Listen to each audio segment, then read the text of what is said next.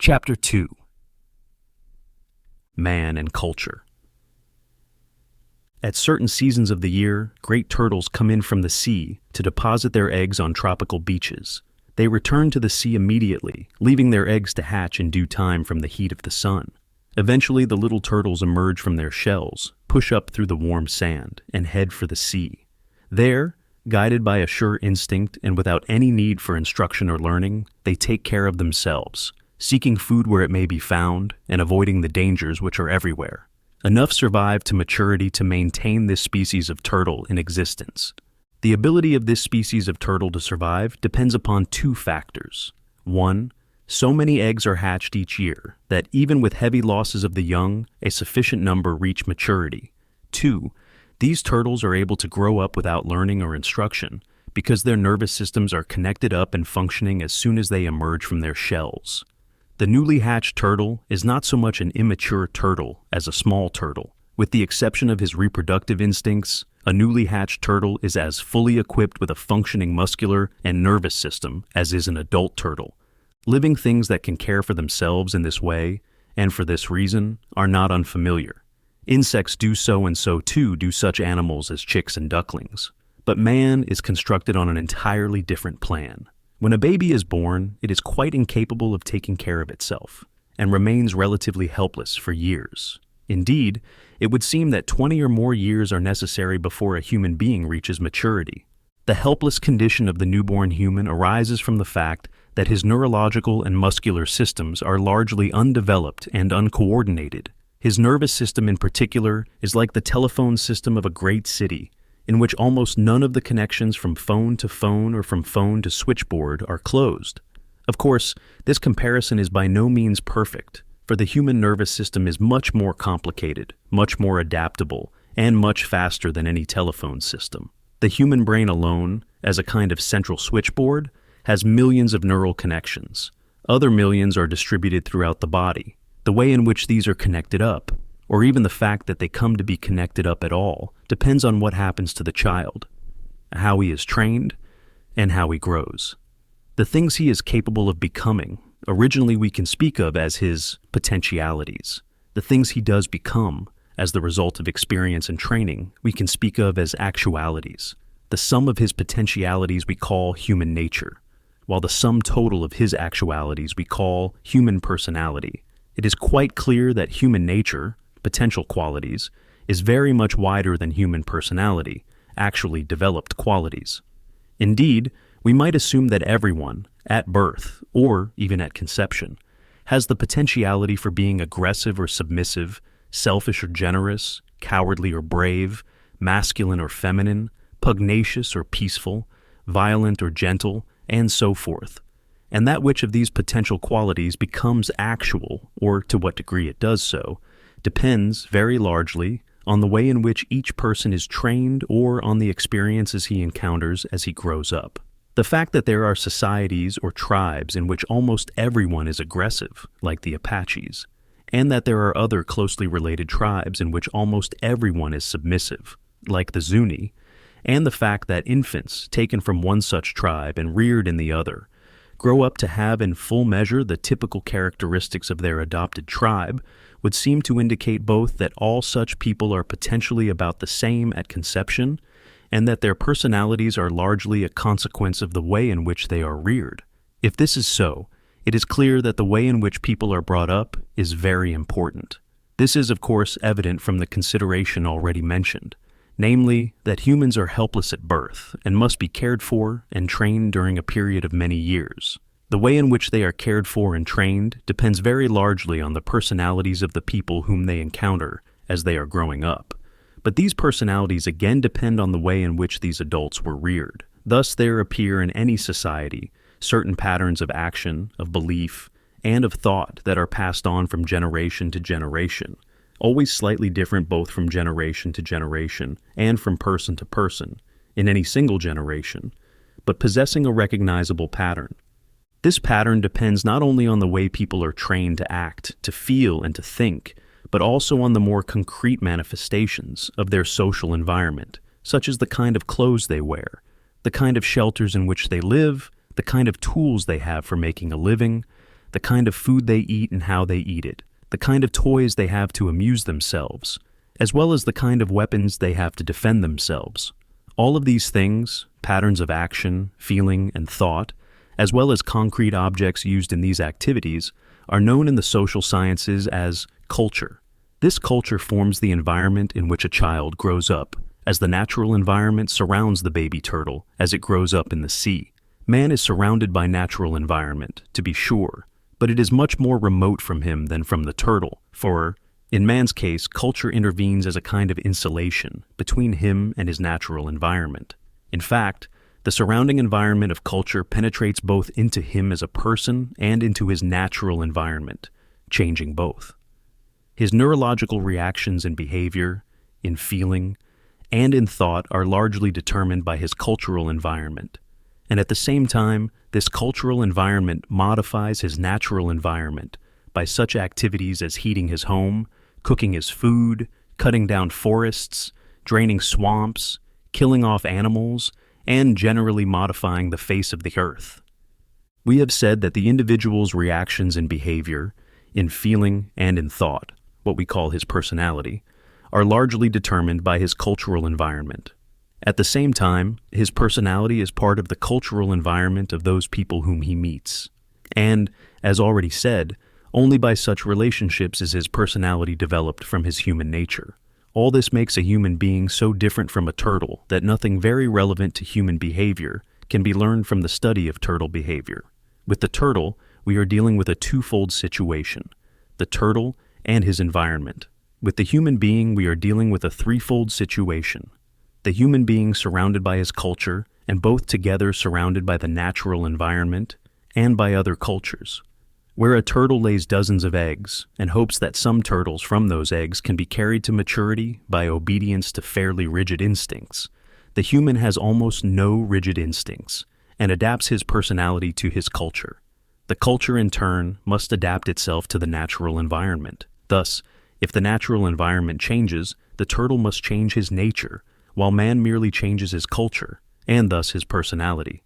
But this beautifully flexible relationship requires such a long period of training and learning, during which human nature becomes a human personality, and the individual becomes able to care for himself, that humans are dependent upon their parents for many years.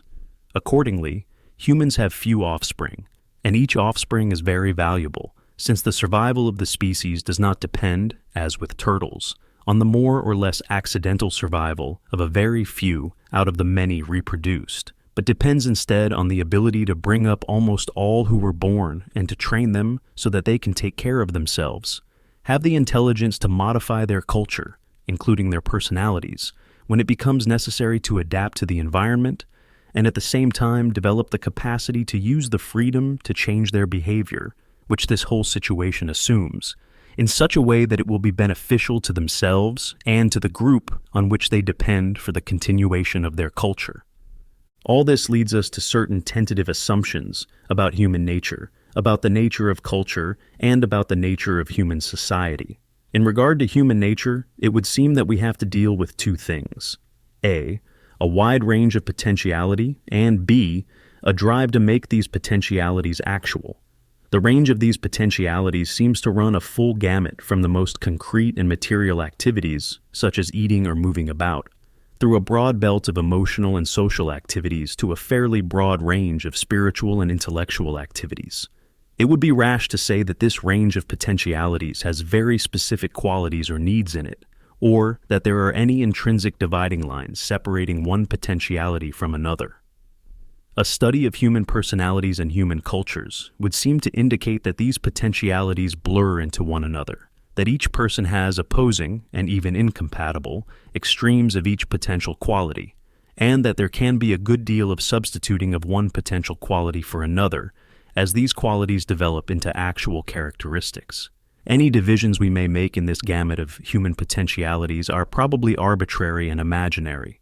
We might divide the range into two, physical and spiritual, or into three, physical, emotional, and intellectual, or into four, A, material needs, such as food, clothing, shelter, B, sex, C, gregarious needs, such as companionship, and D, psychic needs such as a world outlook, psychological security, or the desire to know the meaning of things. We could indeed divide this gamut into 40 or into 400 divisions or levels, since the reality with which our words seek to deal is a subtle, continuous, and flexible range quite beyond our ability to grasp clearly or fully. This range of human potentialities will sometimes be divided in this book, for purposes of historical analysis, into 6 levels, as follows: 1. Military, 2. Political, 3. Economic, 4. Social, 5. Religious, 6. Intellectual.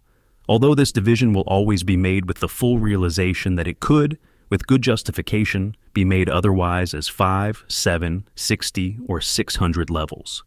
This range of human potentialities is also the range of human needs because of man's vital drive that impels him to seek to realize his potentialities. This drive is even more mysterious than the potentialities it seeks to realize. Throughout history, men have given various names to this drive, and there have been endless disputes about its names and about its extent and nature. The classical Greeks, like Aristotle, sought to ignore it by merely assuming that everything had a purpose, and that everything by its very nature sought to achieve its purpose. This is generally known as a teleological explanation, from the Greek word teleos, meaning purpose or goal. In the Christian Middle Ages, this teleological approach was somewhat modified by the belief that, while everything had a purpose, things were drawn to seek to fulfill these purposes by the love of God.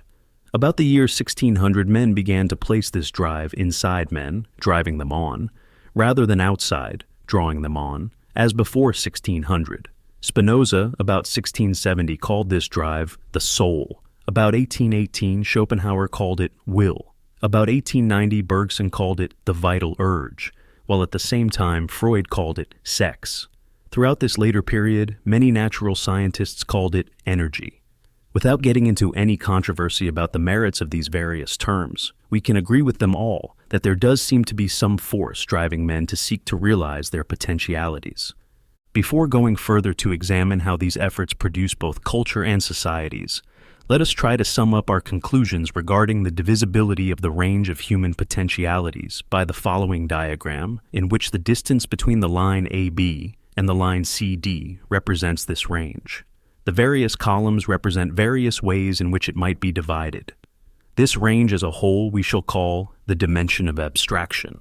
When these potentialities of human nature are realized, they become the characteristics of human personality. This is very helpful, for we cannot directly observe or study human nature, and are compelled to make assumptions as to what it must be like from our studies of human personality. Since the characteristics of human personality emerge from the potentialities of human nature as a result of experience and training, and since each person's experience and training are different, each personality is different.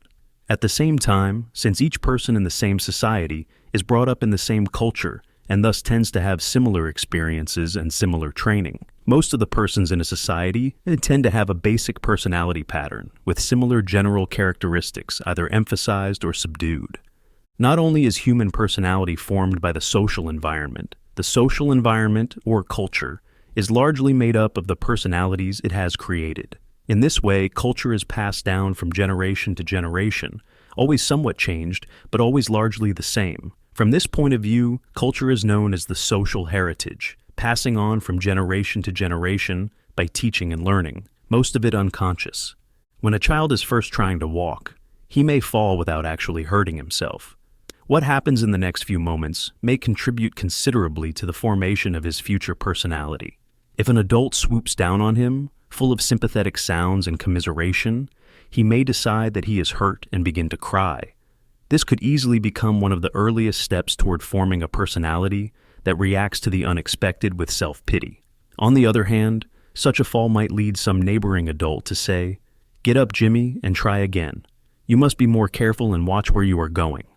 This could easily be an early step towards self-responsibility and self-reliance. Frequently, after such a fall, the child, if ignored, will be frustrated and resentful. Struggling to his feet, he may strike out at the nearest person or at some inanimate object. Again, the reactions of surrounding adults depend upon the personality patterns of the culture and serve to mold the developing personality of the child.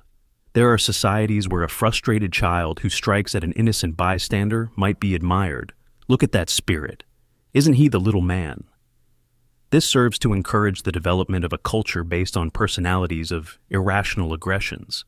If, on the other hand, a child who displays an early response of aggression to frustration is immediately stopped, has his hand slapped to discourage such a reaction, and is sternly warned, "You fell because you were not careful and did not watch what you were doing. Mrs. Jones had nothing to do with your fall, so don't you dare strike at her." In such a case, the child's personality will be turned from aggression to self-responsibility. Episodes such as this occur many times a day in every society. When they occur, the people involved react to them in accordance with their own personality structures. Few of the persons involved in such a situation stop to think that they are involved in a teaching situation and are helping to mold the society of the future by helping to mold the personality of one of its members. In highly integrated societies, such as most primitive tribes, the outcome of each such episode as this will be similar because the adults involved have similar personality structures, and, as a consequence, the children growing up, who occasion such incidents, will experience similar reactions and will themselves develop similar personality structures, whatever these may be. In a more complex and more disintegrated society, such as our own, the personality structures of adults are already so varied that it is difficult to say how they would react to the event we have described. Thus, quite different reactions might occur, and the children who are at the center of these episodes, by experiencing different reactions, will grow up with different personalities, thus continuing and probably increasing the disintegration of the society's behavior patterns.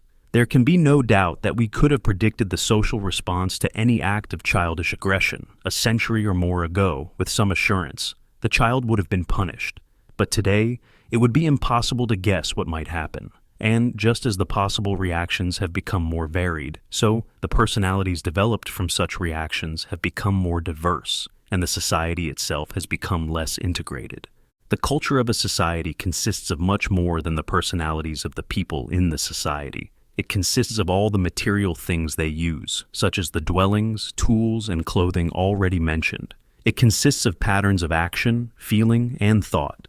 It consists of established social relationships between one person and another, as well as between persons and objects.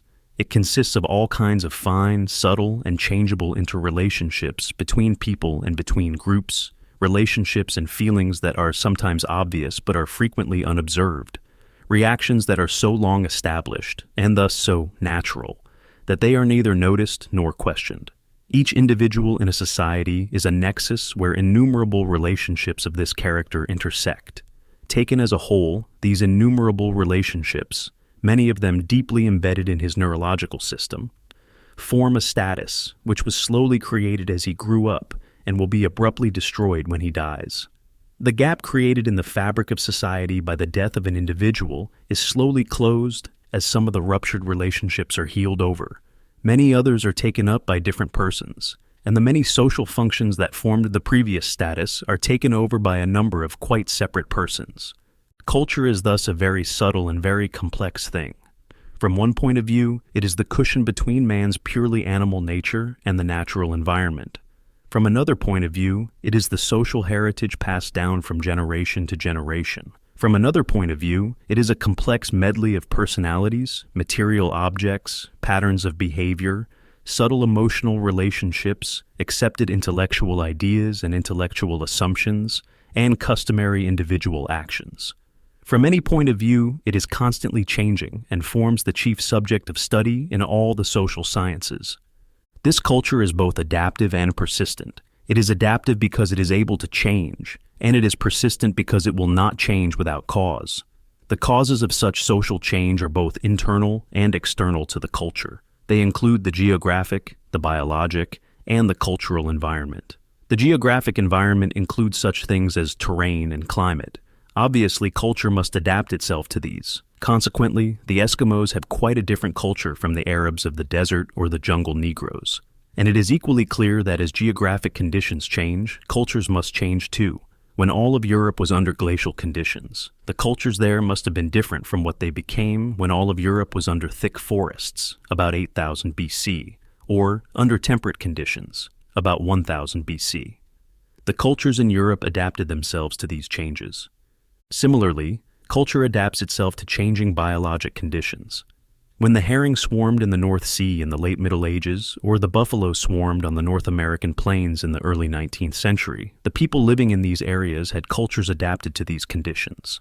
But when the herring disappeared, or the buffalo were largely exterminated, the people of Northern Europe or the Indians of the Great Plains had to adapt their cultures to such changing biologic environment. In a similar fashion, but to a much greater degree, cultures must adapt themselves to changing cultural environments. These latter include the culture itself, as well as other different cultures. When a culture changes because one part of it must adapt itself to a different part of the same culture, we say that it is self-adaptive. Thus, when a culture gets a different weapon, as when the Indians on the Great Plains obtained the horse after 1543, or obtained guns after about 1780, the religious, intellectual, social, economic, political, and military aspects of the culture are changed by this new acquisition. At the same time, a culture must adapt itself to other cultures, as the culture of Western civilization has to adapt itself to the culture of Soviet Russia, or as the people of Tahiti or the people of China had to adapt their cultures to the culture of Western civilization during the 19th century. When a culture is not able to adapt itself to changes in its geographic, biologic, or cultural environment, it may perish, just as the cultures of the American Indians or the culture of the ancient Carthaginians perished when these peoples were unable to adapt themselves to the impact of Western civilization or to that of classical civilization. It is worth noting that when animals, like the dinosaurs, are incapable of adapting their physical structure to changes in the environment, the species perishes. But man, who has the insulation of culture between his physical structure and his environment, merely undergoes destruction of his culture instead of destruction of his species when his culture cannot adapt itself to changes in the environment. It sometimes happens that a culture is unable to adapt itself to changes in part of itself. For example, a change in weapons, which is part of culture, may be so drastic, like the atom bomb, that the other parts of the same culture, such as the economic and political systems, cannot adapt themselves to this military change, and the culture will perish. This means that cultural changes are not necessarily progressive, but are frequently irrational, retrogressive, and destructive. A culture may even commit suicide. For example, at a remote period, the culture of the Aztec people in Mexico changed on the religious level by the introduction of human sacrifices to one of their gods. The military level adapted itself to this religious change by changing its tactics from an effort to kill the enemy to an effort to capture the enemy, so that captives could be used as religious sacrifices. This change injured the culture's ability to defend itself because the Aztecs no longer fought to defend themselves or to kill their enemies, but fought to capture them for sacrifices.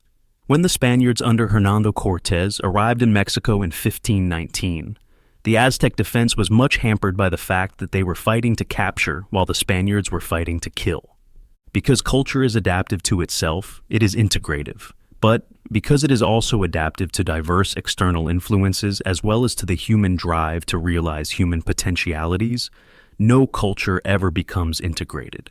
By integrative, we mean that the different parts of a culture adapt themselves to one another and tend to become increasingly an interlocking, unified system in which each part fits snugly into all the surrounding parts. But this result is never reached, for at the very moment that one part of culture is adapting itself to another part to become more closely fitted to it, it is becoming less adapted to some third part, which is also changing under influences from some other source. Thus, no culture ever becomes integrated. This is a good thing because a fully integrated culture would be rigid and would resist change so completely that it would become incapable of adapting itself to changes in its external environment, on the one side, and incapable of fulfilling man's drive to realize his potentialities on the other side. A fully integrated culture would be like the dinosaurs, which had to perish because they were no longer able to adapt themselves to changes in the external environment. Accordingly, culture is made up of loose-fitting parts that are only partially adapted to one another, to the environment, and to human needs, and are constantly changing in response to shifting pressures from these three directions. It is able to survive just because it is not rigidly integrated. So far, we have spoken about culture. This is the part of reality with which history is concerned, but it is only part of the whole picture that historians must examine.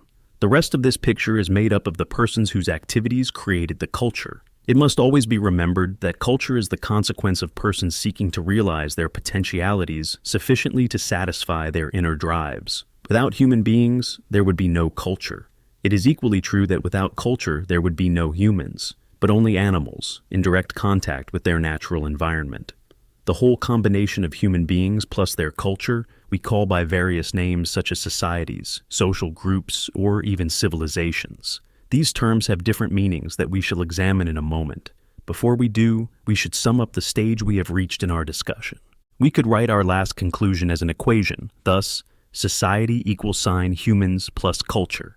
The society is surrounded by its natural environment to which it adapts itself by changes in its culture. Thus, the whole relationship might be represented by a diagram.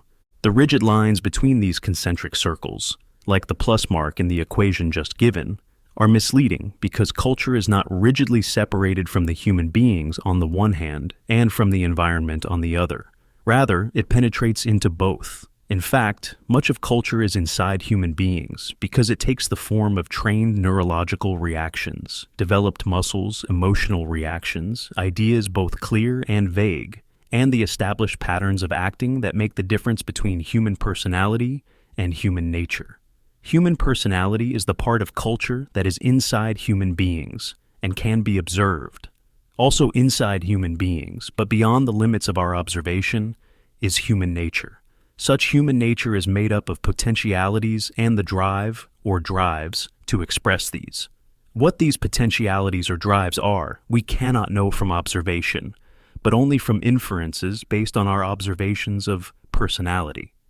In addition to personality, which is inside human beings, culture has manifestations outside human beings.